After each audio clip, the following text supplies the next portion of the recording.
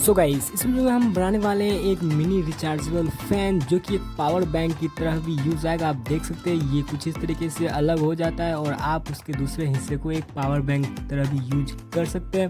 तो इसको बनाना काफ़ी ईजी है। इस वीडियो में मैंने पूरी जानकारी दी है कि इसको कैसे बनाना है।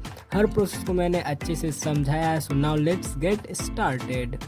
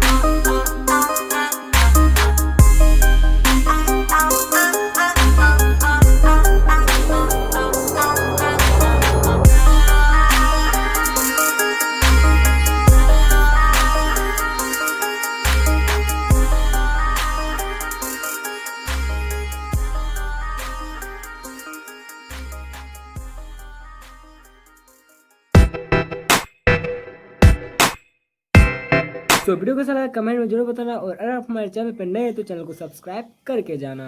So let's end the video. अब अगर तुम लोग नए हो तो सब्सक्राइब करो, वो जो लाल वाला बटन है उसके साथ स्कैम करो या फिर महफिल जमाओ, मुझे नहीं पता, बस क्लिक हो जाना चाहिए। कैसे कर लूं?